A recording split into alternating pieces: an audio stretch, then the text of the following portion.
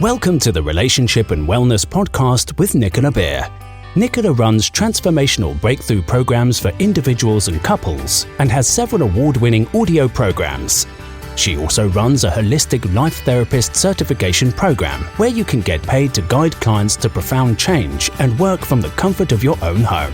For details, visit www.nicolabeer.com today. Please note, places are limited and are available on first-come, first-served basis. Hi and welcome. I'm so happy you're here. I'm going to be talking today about being a chameleon in relationships, which includes people-pleasing, codependency, and so much more. Before we get started, I wanted to give you the opportunity to watch my brand new premium masterclass for free, where I talk about how to create profound change in your own life and help others to do the same, whilst building an empire. If you're interested to learn more about the Holistic Life Therapy School, you can go to the show notes and find the link to this masterclass, or you can just simply type into Google Holistic Life Therapy School to get access. This isn't going to be available for much longer, so if you're listening to this a month after this episode has been created, it may have already been taken down. So do watch it if you're listening now, follow the link, and this can really help your own life, and it can also benefit you if you're considering taking a new career path, adding on a side business, having a lucrative retirement plan. These are all the different reasons why people are joining the program. Now let's get into the topic of chameleon and being a chameleon in a relationship. When you think of a chameleon, there is one main thing that will come to mind. It's the ability to change colours depending on the surroundings, right? However, when you investigate the concept of change in a chameleon, you quickly realise that it's so much more about just changing how it looks to match the surroundings. According to the National Geographic 2015, chameleons change colours to attract mates, regulate body temperature, or tell intruders to stay away. San Diego Zoo supports this and explains a chameleon's skin changes colours in response to its emotions, such as anger or fear, changes in light, temperature, or humidity. The concept of an ever-changing chameleon can be extended to humans too. Something we all want to do is to fit in and belong. No one likes to feel that they're different or they don't belong to some community somewhere, that they don't identify with a group of people. So naturally, we may bend the truth to please others and be accepted. This is often something that we do when we first meet someone, when dating, as we're trying to figure out what our relationship could be like with this person. So instead of having strong opinions and potentially offending them, we end up watering down our own feelings or habits or opinions so that we can figure out what this person is about and whether we'll get along. The more we interact with the person, we begin to feel comfortable to be ourselves and tell the truth about what we think or feel. We work out how to communicate our truth in a way that the other person understands and no longer feel the need to hide what we think or who we are.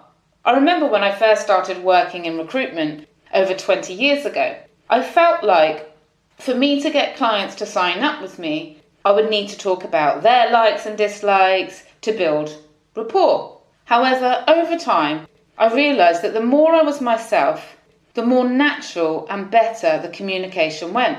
As I was being honest and open about how I worked, how I spent my free time, what made me happy, what the process of recruitment was exactly. And people really appreciated a genuine conversation.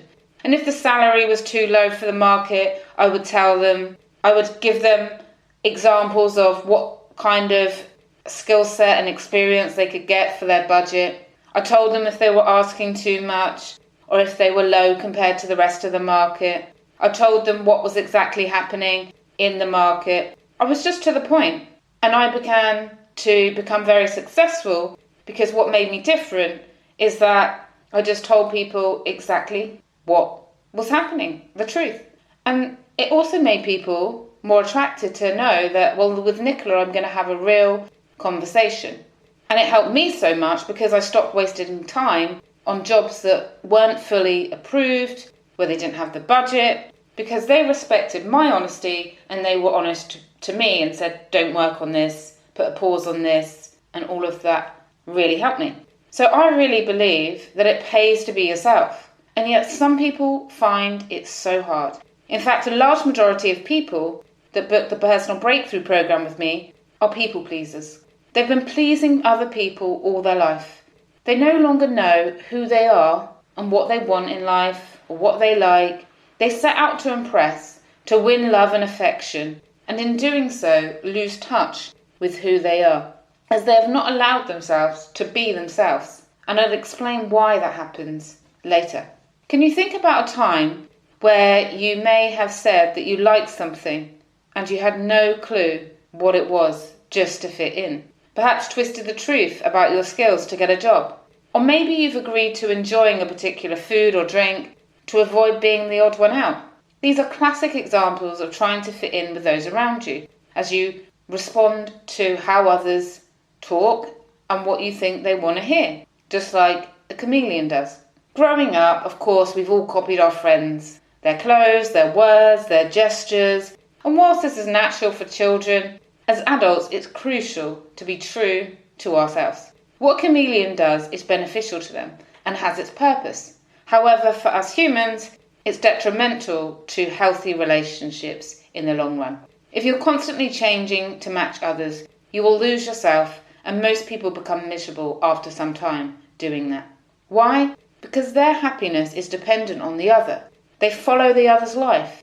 They lack confidence often, as they give up their own opinions, and in most cases stop growing. And if we look at nature, the law of nature is that anything that doesn't grow dies. People who are a chameleon in a relationship, sadly, often end up giving up their own happiness to make others happy. And of course, this is not a very good way to live. Additionally, being in a relationship with someone who has a chameleon personality can be draining. At first you might be so happy. Wow, we get along so well, they like everything I like. They're easygoing and they do everything that I want to do. They're happy for me to be happy, and they're happy for me to make all the decisions. We just get along so well, it's so easy. But after a while, it can be tiring to be the one to take the lead, to be the one to make all the decisions. And also you may realise, later down the line, that they're saying yes, but you can sense some resentment or frustration. And if you ask them, they often won't say anything, but you can see it on their face and in their body language that they don't want to do the things that they're doing, but yet they say yes. With the couples I support, all of a sudden, after years of being in a relationship and being a chameleon, they have built up so much resentment or frustration that they start to learn to say no. Or they've done some individual work on themselves and they've realised, wow, I've been codependent. I've been doing everything you want and I don't want to do this anymore. So no, I don't want to go with you to the art gallery. No, I don't want to go with you to this or that. And it can be really shocking for the person who's in a relationship with them. They may feel, who are you? It's difficult, of course, if someone is not sharing all parts of themselves and is only trying to please you. You can feel hurt and lied to, tricked into loving someone false. Often, though, with many people pleasers I've helped to break the habit through my breakthrough program, they don't set out to annoy or hurt their partner. They're just so used to wanting to make others happy before themselves that they fall into saying yes to things. So it's so important when I help them to clear their behaviour to get to the root triggers. They often start in childhood for why and when they began to people please, and what are the skills and beliefs that they need to have about themselves to make sure that they don't fall back into that trap again. So what are the signs of a chameleon? Well, they're very flexible in all aspects of life. They will go with whatever other people suggest and never seem to have a strong opinion on anything. You may notice they say one thing and then do another. Depending on a social situation, their personality can change. You may notice them being the life and soul of the party, that's lively and buzzing, grabbing all the attention, and then another time They might be reserved and quiet and show no emotion at all, because their behaviour is dependent on the way other people are acting around them. People who are chameleons are extremely good at lying and can adapt their stories on the spot. They can prevent disagreements getting out of hand by changing their views to match the person that they're speaking to. Changes can be totally contradictory. For example, they enjoy eating meat and then to suit others around them become vegan. Or they're not into art and then to please somebody they pretend that they are, as a way to connect with the other person. It can also happen with religion. One man I supported recently had been going to church to please his wife for 5 years, and yet he didn't really believe or like going at all. He would start fights with her the morning of church or the night before, so he could use it as an excuse not to go with her. And when he finally told her that he didn't want to go anymore and that he was just doing it to please her, she was fine about it.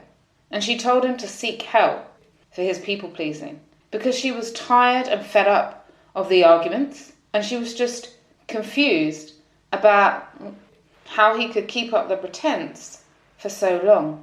And that's when they came to me also for help after we did the individual breakthrough for their marriage. He wanted to know how to assert himself, how to stand up for himself, how to put himself first, how to be able to say no without worrying or feeling guilty. For example, he absolutely hated shopping, especially first thing on a weekend morning. He wanted to lie in, and he never said anything. And then he started to share his wishes. And in the couple sessions, we focused on helping them to reconnect and become closer with actions. Because we all know that talking about things doesn't do anything if it's not followed through with positive, forward action steps. You'll find also that in social situations, people with a chameleon personality often seem popular, someone that gets along with everyone. However, in my experience working with them, they struggle in romantic relationships. Studies show that people who are constantly adapting their views and opinions or attitudes or beliefs to match those around them struggle to maintain intimacy and connection with loved ones because they don't know their own true self and often their own true self-worth. A chameleon in a relationship is typically identified by the following. 1, they take on their partner's interests. They may not be into football at all, and yet they start getting into their partner's football team and telling them everything about their football team to get approval from their partner. Or they start working out at the gym because their partner goes. Number 2 is that their routine merges into the same routine as their partner's.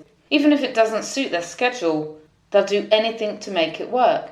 3, their political views change to match their partner's. They can go from one political viewpoint to a completely different one, purely based on what their partner supports. Thirdly, you'll notice personality traits start to resemble their partner's, trying to be funnier or more serious because their partner is that way. They let their own preferences go. For example, needing the house to be tidy may change if they're with a messy person, or vice versa. Rather than their own standards, they match others. I've seen this with drinking as well. Person would never drink in the week, only 1 or 2 nights on the weekend. Get with somebody else, drinks every night, they drink every night. Then when the relationship ends, they go, God, I don't even like drinking that much. They're just doing it to please the other person. Another is they ignore worrying signs or red flags in the relationship. For example, if their partner is behaving in a way that's upsetting them, being abusive emotionally, physically, spiritually, mentally, they tend to overlook it just to keep the relationship going. Sometimes they may even think, I deserve it, I'm bad, it's my fault. And that's what I help people to clear in the breakthrough. And sometimes, or most often than not, they don't stand up for themselves. They bury their feelings to avoid conflict, and they can become passive-aggressive because they're actually irritated underneath, and so they act out their aggression in passive ways. So you can see from what I've discussed so far that a person who is a chameleon really struggles to have their own life as they morph into their partners, which is extremely unhealthy. I also want to point out that finding a middle ground around making some compromises in relationships is natural. Of course we adapt, of course we want to please